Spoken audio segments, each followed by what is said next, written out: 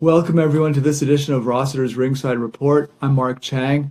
I'm joined by the head coach of the Annandale Boys and Girls Club boxing program, Leo Rossiter. And Leo, if you want to go ahead and start off with the last major fight that we were treated to, the Shakur Stevenson versus Teofimo Lopez fight. Yeah, that was an interesting show. I had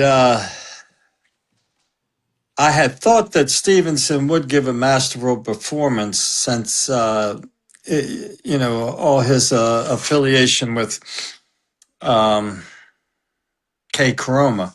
K. Koroma's a really good boxer and a really good instructor, uh, and it turned out like I thought it might. Not to take anything away from Lopez. Lopez is, solid fighter, good hard hitter, good chin. But styles make fights, and he was outstyled. He was a masterful boxing exhibition we saw from Shakur Stevenson. Masterful. So um, there's not much else that can be said about that. There's very little to critique.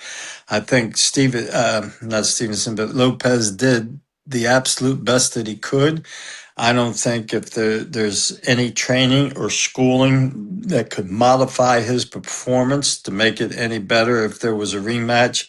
Um, uh, take nothing away from him. He's, still a top-notch fighter. Just as Shakur Stevenson is maybe the best we got going now. He may be in that pound for pound category. So that's my analysis of that. Yeah, I nothing to add. I personally did not see that much of a disparity coming. And when you mentioned the pound for pound, my fear is that I don't want him to go down the path of, I think it's Roy Jones started this really. He took on the pound for pound best, James Toney. James Toney was fighting everybody and beating everybody convincingly. There's nobody, there's no question that James Toney was the pound for pound at the time. And Roy Jones won every minute of every round in that fight. Wasn't even close. But then he became known for the fights that he didn't make more so than the fights that he made after that. And Mayweather kind of did the same thing. He fought Corrales, who was at the time the monster that kept everybody awake at night. And he was beheading people. And Mayweather not just beat him, he won every minute of every round and then stopped him. But then again, Mayweather became known more for the fights that he didn't make and the fights that he did make, not at the right time, etc. So recently we've had Crawford claim, he's talking about legacy and stuff, and I get that he was one of the pound for pound guys. And he fought Canelo, solid fight and everything, but Canelo, like Lopez, taking nothing away from them, they're not James Toney and they're not Diego Corrales. So I don't know that you can consider it a legacy, just for that one fight. So I'm hoping Stevenson continues to make these good fights because there are two other guys in that division that looked incredible. That I guess any one of the three could win on any given night. One was on the fight card itself, Keshawn Davis. He looked unbelievable in that fight. I think him and Stevenson would make a phenomenal fight. There's another guy coming up this coming weekend, Richardson Hitchins. He's the other belt holder at 140 pounds, and he just looked devastating. And it would be such a shame if those guys didn't fight each other. And unfortunately, that could very well happen because you remember the days of the welterweights. It was Felix Trinidad fighting Oscar De La Hoya, fighting Ike Corte, fighting Jose Luis Lopez, fighting James Page. Those are good fights in that division and became known for that. And then a few years later, we had the super middleweights with Mikael Kessler and Andre Ward and Carl Froch, and those guys were fighting each other. There's a lot of these divisions where we miss these fights, and I would hate to see it be a case where, these guys move into different weight classes or they get upset by an opponent that they're not taking seriously. and then the fight doesn't get made when it's really ripe. So I'd really like to see these guys stay at 140, fight each other. It could be a phenomenal division that people talk about for decades to come. With that said, speaking of Richardson Hitchins, he's got a fight coming up this weekend on the undercard of Ryan Garcia versus Mario Barrios, and I wanted to see what you thought about that fight. Which one? The Mario Barrios versus Ryan Garcia, the main event. Okay. Well, you'd mentioned two of them, so my Yeah, I split did. personalities. Um, I like Ryan Garcia. I've been watching his career coming up, and I like him. Good, tough kid, a lot of skill. Um, has a few demons, but other than that, most people do. Uh, Now his opponent, he he he got a draw with Manny Pacquiao. So that brings a lot of things to question because Pacquiao is what is it, 40, 44? He's up there. Yeah. And now there are fighters like Bernard Hopkins, Roy Jones Jr., uh, guys who have been late 40s, 50s, and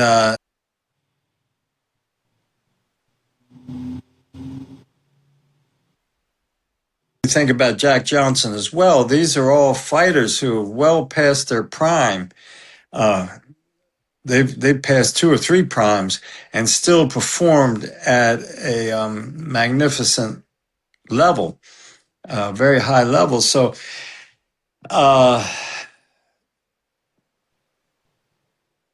that's. But the other flip side of that is Pacquiao. I'm not sure that he fits in the category with James Toney and Roy Jones Jr. and uh, he still has some power. He still has a little bit of hand speed, but you can see where he's lost two or three steps. The Pacquiao of 5-10 years ago would have probably stopped him, but and that's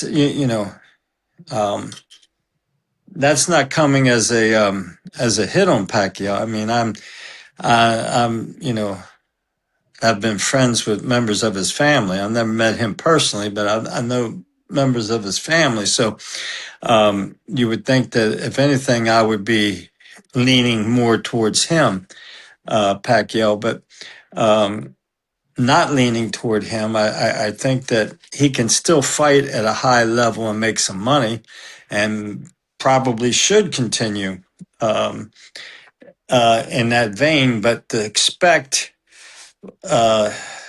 you know, titles and stuff like that might be a little far fetched. With that being said, um, uh, I'm giving Ryan Garcia the advantage in this fight because he's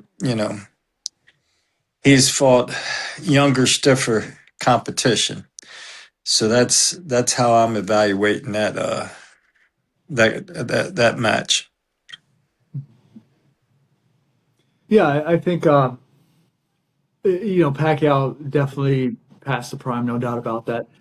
But let's talk about Ryan Garcia for a second. I think that Garcia, in my third party observation, I think that he put everything into that Tank Davis fight, and he came up short. And in any sport, really, there are times when your preparation is on point, you're feeling good, you're brimming with confidence, you really should win, and you don't. And that's just the reality. That's sports. You train, you prepare as best you can. You make all these sacrifices for the chance to win, not necessarily a guarantee to win. And I almost feel like after that Davis fight, he almost just mentally sort of checked out. And you're going to mention the Devin Haney fight. And yeah, he won the fight. But I almost see that more of a reflection of Devin Haney's inability to deal with Garcia's style and physicality than Garcia really winning the fight on his own per se. And what I mean by that is you look at the rounds that were not, you know, multiple knockdown rounds in favor of Garcia. Haney won pretty much all of those rounds. He just got knocked down so many times and arguably saved by the referee a couple of times that, I look at that also when I look at Garcia's performance. In the Romero fight, this was a fight that, a prime, I guess if you want to call it, a mentally prime Ryan Garcia probably would have won. But I don't think he's there anymore. And I think Barrios he's tough. He's got the experience of fighting Pacquiao.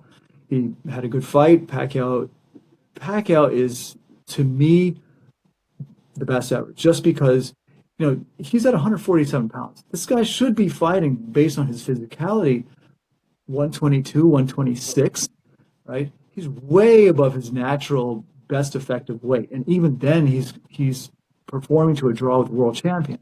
That just speaks volumes. But Barrios, he's good. The difference here between Barrios and Romero is Romero's very unconventional. He gives you different looks. He reacts differently than a more conventional boxer. With Barrios, he's going to react very conventionally. And that may play in Garcia's favor because it's harder to train for somebody, harder to prepare for somebody like Romero than it is for somebody like Barrios. So I think it's a very interesting fight to see. I'll be watching it certainly. I guess, with that said, anything else you'd like to share before we wrap things up?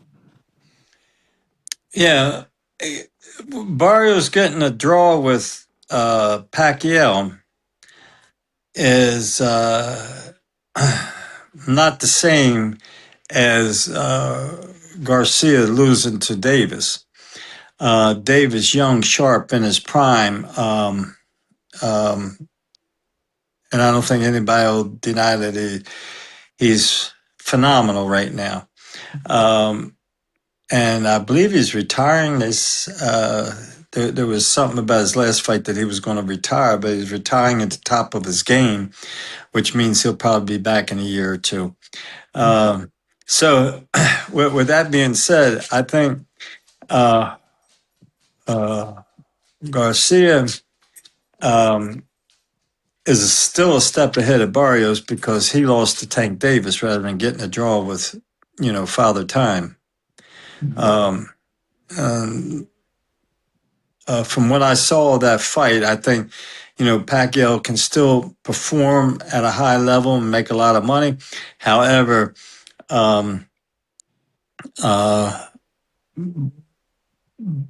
he got hit a lot.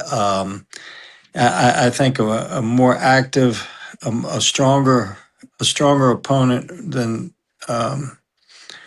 Barrios and a faster opponent would have beat Pacquiao that night. There's just too much. First of all, there's just too many champions. So who's the real deal? Who's the Evander Holyfield of this bunch? So with that, I'm going to kick it back to you and close things out, pal. All right. Well, it sounds like you're slightly leaning to Garcia. I may be slightly leaning to Barrios. I like the work ethic and the volume, but that's why we're going to watch it. And thank you all for watching. We'll see you on the next episode.